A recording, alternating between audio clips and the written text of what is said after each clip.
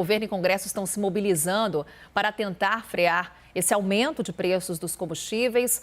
O Senado deve votar na segunda-feira o projeto que prevê um teto de 17% para o ICMS dos combustíveis e da energia elétrica também. Ainda é possível apresentar emendas ao texto, mas, claro, a grande expectativa para essa votação no Senado na segunda-feira. E é sobre isso que a gente conversa agora com o autor desse projeto, o deputado federal Danilo Forte, do União Brasil do Ceará. Deputado, muito obrigada por nos atender. Uma boa tarde. Boa tarde, é um prazer. Bem, deputado, eu vou aqui inverter até a lógica dessa nossa conversa devido ao relato que o Pedro Duran trouxe para a gente dessa realidade para o brasileiro quando ele vai ali abastecer o seu veículo, enfim. O que estamos acompanhando nesse momento no que se refere ao preço dos combustíveis. Os governadores essa semana colocaram em dúvida o resultado efetivo do PLP 18, que o consumidor corre o risco de não ver a queda do preço dos combustíveis, não ver esse resultado na bomba. Corremos esse risco, deputado? Os governadores, eles se tornaram sócio majoritário das distribuidoras de combustível e de energia. Aí no Rio de Janeiro, eu fiquei alarmado com o preço. Se você entender que no Rio de Janeiro está a maior matriz de geração de combustível do país, as refinarias maiores do Brasil estão no Rio de Janeiro. O Rio de Janeiro está pagando uma conta desse tamanho, por quê? Porque 34%, mais de um terço, é o ICMS do governo do estado sobre os combustíveis, principalmente a gasolina no Rio de Janeiro. Então, não precisa fazer muita conta. Se você diminui de 34% de ICMS para 17%, automaticamente você tem um reflexo na bomba. É lógico que combustível fóssil, derivado de petróleo, nunca vai deixar de ser uma commodity internacional. E é por isso que eu defendo muito a energia verde, energia limpa e renovável aqui do Nordeste, do sol e do vento. Porque nós vamos ficar dependentes sempre das commodities internacionais. Eu me lembro quando a gente aportou dinheiro na Petrobras com o discurso que o pré-sal ia nos dar gás de graça, e na hora que o gás chegou em Macaé, ficou no preço do gás de Londres ou de Nova York. Então, isso aí é balela para querer enganar a trouxa. Agora, que você reduzir o ICMS de 34% para 17%, você tem um reflexo imediato? Tem. A média nacional de redução nos combustíveis fósseis é de algo em torno de 9% a 12%, variando de estado para estado. Na energia, nós vamos sentir um efeito mais imediato. Por quê? Porque na energia é um preço mais ou menos unificado e o controle é feito pela ANEEL, não é na bomba do posto de gasolina. Então, aí você vai ter uma redução de algo em torno de 10% a 12% no preço da energia. E também no preço da telefonia celular, da telecomunicação, nós vamos ter uma redução também imediata de 10%. Nós, no PLP 18, nós não estamos criando nenhuma alíquota, nós não estamos criando nenhum imposto novo, nós estamos apenas fazendo um enquadramento de energia, combustível e telecomunicações, telefonia celular, por exemplo, como bens de primeira necessidade, porque ninguém vive sem isso hoje. E todo mundo precisa do celular, tem energia em casa, tem na empresa, tem na igreja, tem no consultório, então ninguém vive sem isso. E o que a gente quer mesmo com isso é deixar um pouco mais de dinheiro na mão dos consumidores, na poupança popular, porque com isso você tem uma fluidez, tem um aumentar, você aumenta, inclusive, o fluxo de dinheiro em outros setores. Então, os governadores que estavam muito acostumados a recolher os recursos na distribuidora de energia e na distribuidora de combustível, ele agora vai ter outras fontes de arrecadação. É o dinheiro que vai para o supermercado, é o dinheiro que vai para a farmácia, é o dinheiro que vai para a loja de confecção, é o dinheiro que vai para o tratamento médico. Então, o fluxo vai se dar em outras áreas. E, com isso, vão ter novas fontes de arrecadação. Então, essa história que vai cair a arrecadação também é outra balela.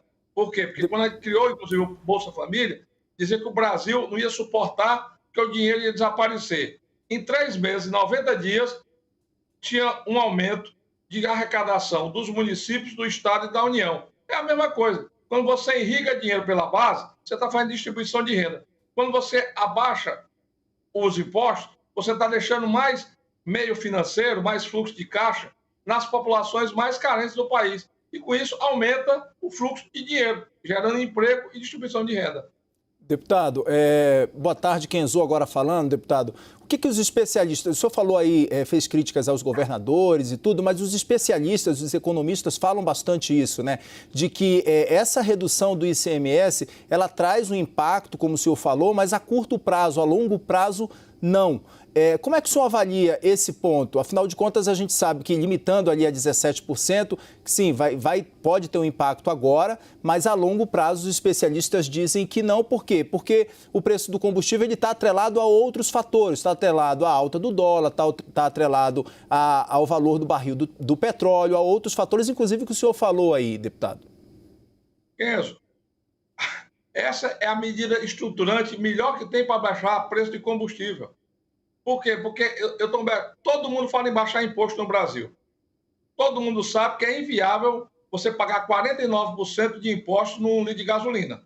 Aqui no meu estado, no estado do Ceará, o ICMS da gasolina é maior do que o do litro de uísque ou de um perfume. Você tem uma ideia da distorção que é esse setor. Por quê? Porque é fácil para os governos arrecadarem. Então, aquilo que é essencial virou especial. E é por isso que nós estamos fazendo um enquadramento no Código Tributário Nacional.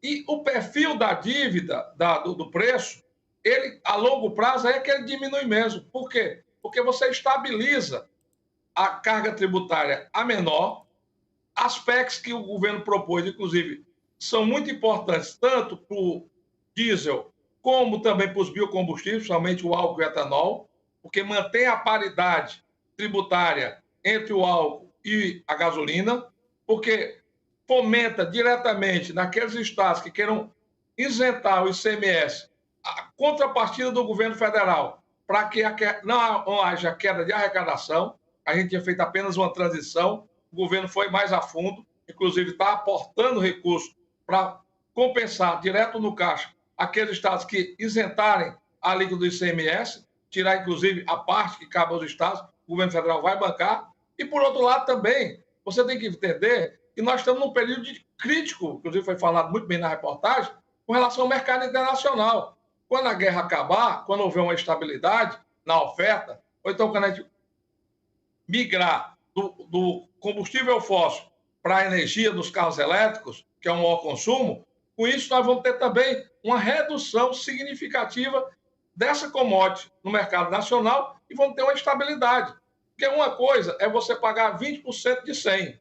Agora, o ICMS é um percentual. Então, se o produto vai para 200, 20% de 100 é 20, mas 20% de 200 é 40. Então, você dobra, mesmo mantendo os mesmos 20%, que foi exatamente onde os governos e o Concefaz passou a mão no acordo que foi feito da PEC 11, que era exatamente aquela que criava a estabilidade de preço do ICMS do diesel. E agora, depois que a gente fez a proposta, que a proposta mobilizou o Brasil inteiro, e depois dessa votação de 403 votos que nós tivemos na Câmara, foi que os governadores voltaram atrás, não, agora a gente quer fazer o acordo do PL 11. Agora não dá mais. Por quê? Porque já fizeram aí uma patifaria com relação a essa questão, porque teve estado, inclusive, que pagava sobre 1,50 e passou a pagar sobre 1,06. Então, isso é que ninguém quer mais, ninguém quer ser engabelado.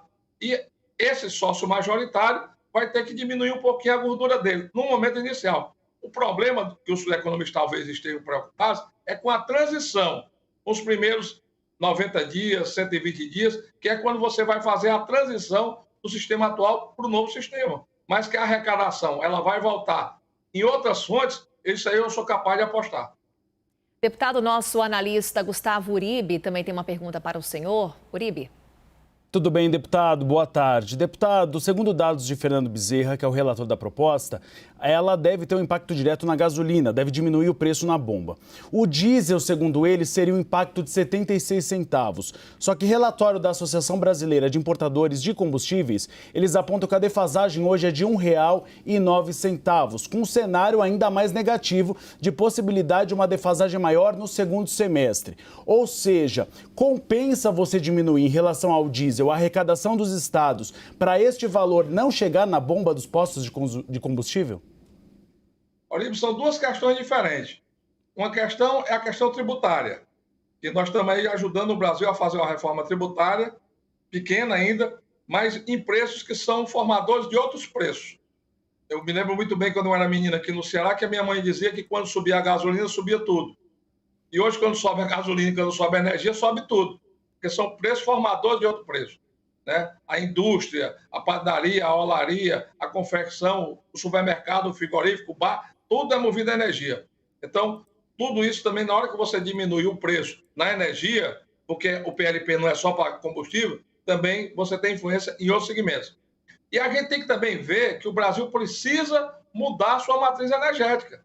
Nós não podemos ficar ad eternos presos a uma commodity internacional que a gente não tem controle sobre ela.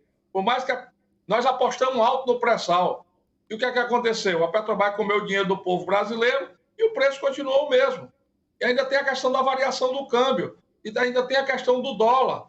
Então, qual é a matriz energética do Brasil do futuro? É os biocombustíveis e energia. Energia limpa, barata. Nós temos um potencial de gerar energia do sol e do vento aqui no Nordeste incalculável.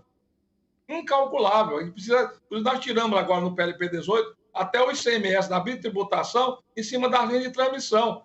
Porque você pagava ICMS na transmissão da energia que saía do Nordeste para o sul do país e pagava de novo no fechamento da conta. Nós acabamos com isso. Então, a gente tem que enxugar mesmo. Né? E, ao mesmo tempo, entender que o problema não se resume só à questão tributária. Nós estamos fazendo a nossa parte na questão tributária. Agora, na questão do comércio internacional, realmente a gente tem que aprofundar e ver as alternativas. Eu, se eu tivesse poder de mando no Brasil, dizia o seguinte: olha, nós temos que incentivar, como nós fizemos com o álcool. O álcool é uma invenção brasileira, o etanol é uma tecnologia brasileira. A energia solar e a energia eólica do vento, hoje, nós temos muita tecnologia no Brasil. Então, vamos apostar nos biocombustíveis e na energia limpa, que essa é a nossa vocação. E aí você vai ter uma redução, de fato, na commodity energia e na commodity combustível. Deputado Danilo Forte, seguiremos, claro, falando mais sobre esse assunto aqui na nossa programação. Acompanharemos, inclusive, evidentemente, a votação na segunda-feira no Senado do PLP 18. Mais uma vez, obrigada por essa conversa aqui conosco e até uma próxima. Obrigado, eu que agradeço e, se Deus quiser, segunda-feira nós vamos dar um novo caminho para o setor elétrico e setor energético do Brasil. Obrigada, deputado. Kenzo e Uribe voltam já também para conversar mais aqui conosco.